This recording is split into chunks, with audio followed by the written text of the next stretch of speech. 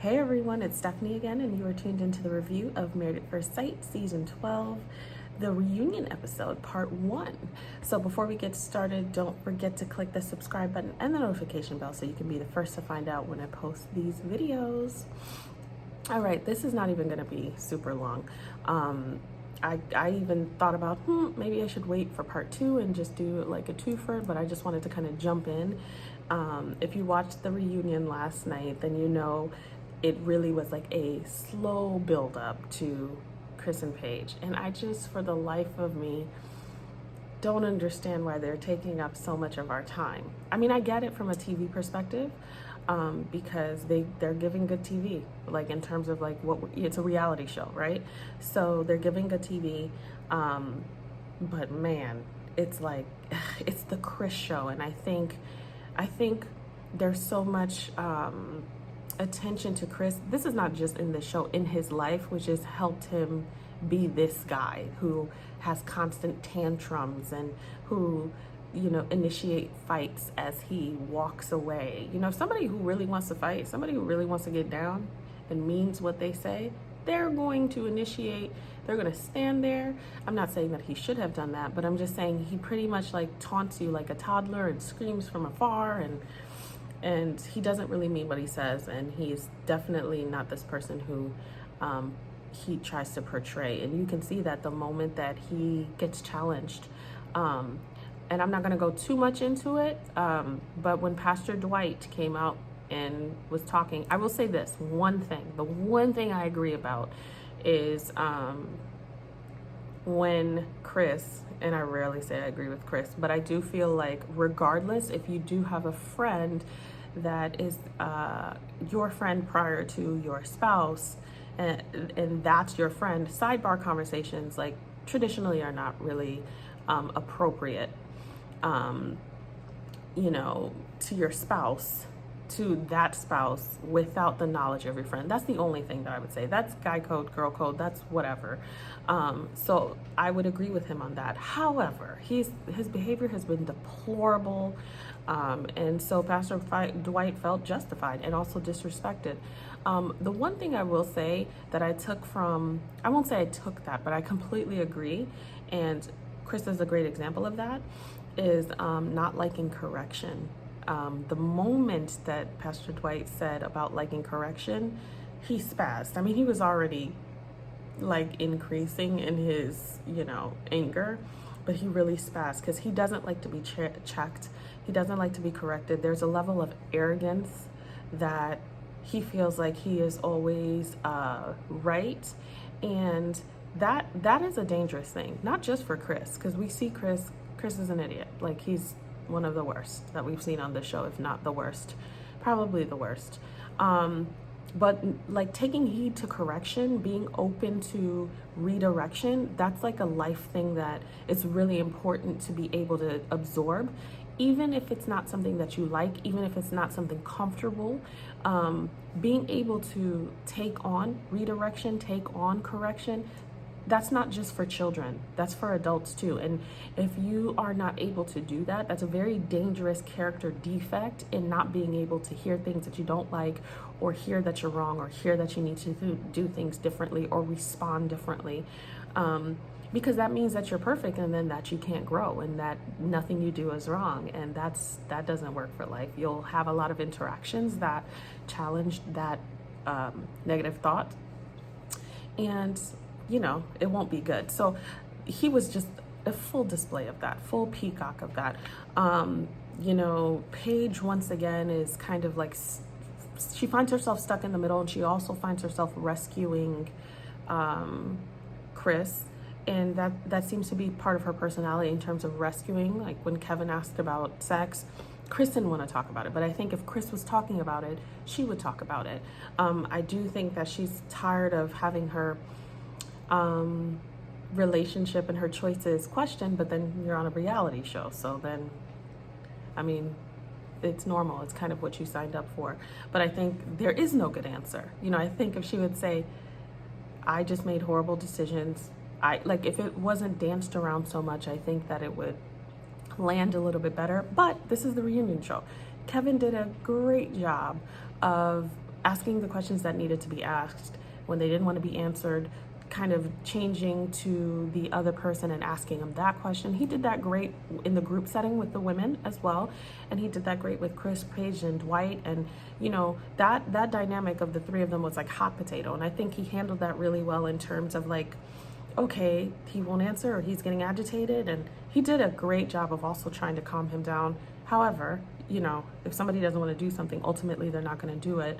But I know a lot of people who would be triggered by Chris and have an interaction with him that would be very negative. He did a great job of handling that dynamic and asking people questions and how did you feel about it, and when you guys heard this, and how did you but I think they're getting a lot of ratings, so we're gonna see more. Obviously it ended in an explosion. Before that, it was pretty stair-step. We saw the evolution of Clara and Ryan, and Virginia and Eric, and Brianna and Vince. We saw their whole storyline, which if you watch the season, you already know that. So it was kind of like a feel-good episode, but nothing too jarring. The three of them are still together. They're still married.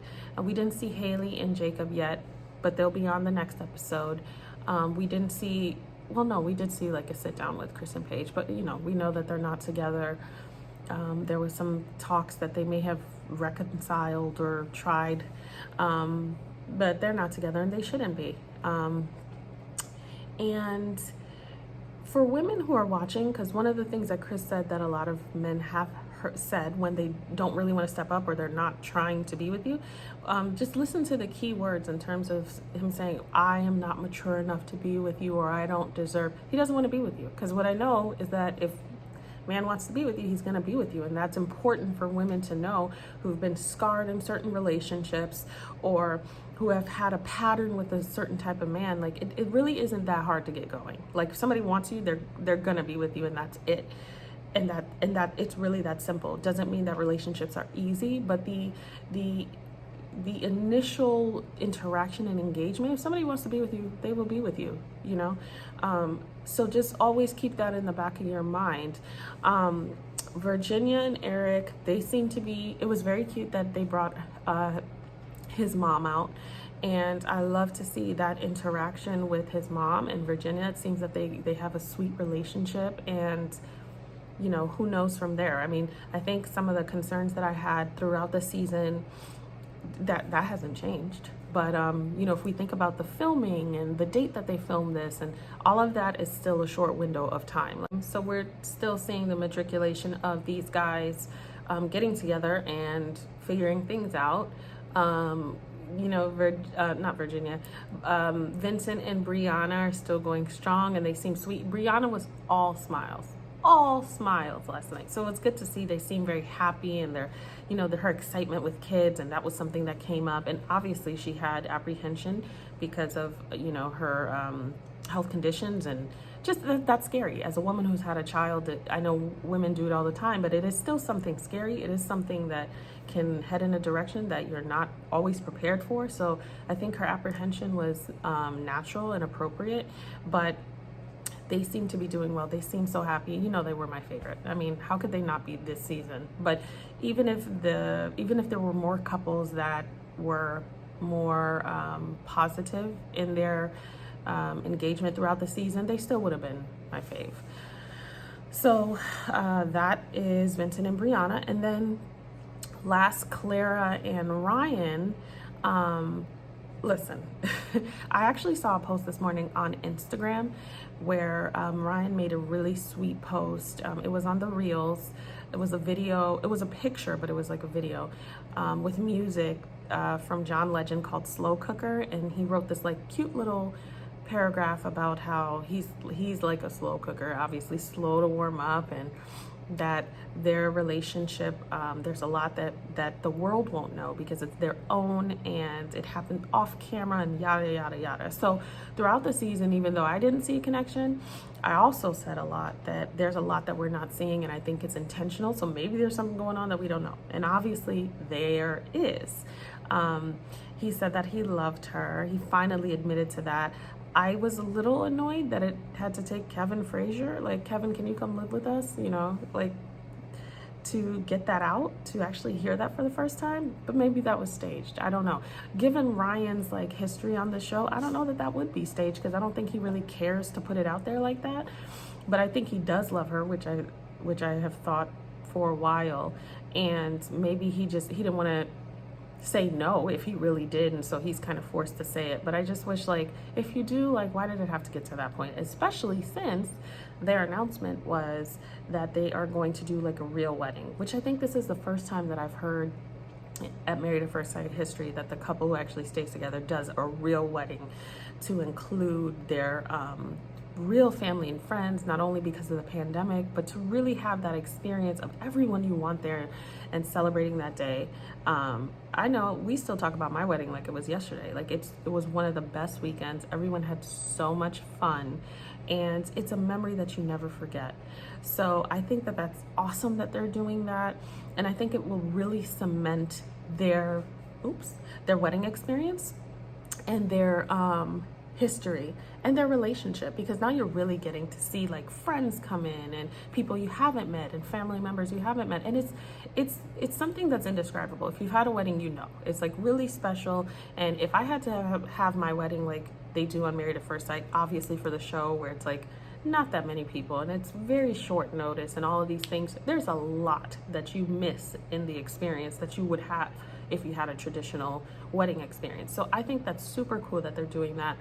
If anything, that shows just how much they are committed to each other, and whether we saw it or not, because for most of these couples, I know reading your comments as well as myself, we weren't seeing it. But the goal is for them to really connect and hopefully have a great long-lasting marriage. So I'm happy for them. If they're happy, I'm happy, because we clearly didn't see everything going on this season, but whatever works, because now that the season's over, they're in their real life day to day, and you know, I'm glad that it's working out for them. So that's pretty much it. I'm gonna hop back on. I'm probably gonna bring my husband back on so he can give you guys his perspective of the reunion and what he thought of the rest of the season, and then we'll go from there. So don't forget to subscribe, comment, and share, and I'll talk to you guys next weekend. Let me know what you guys think. Bye.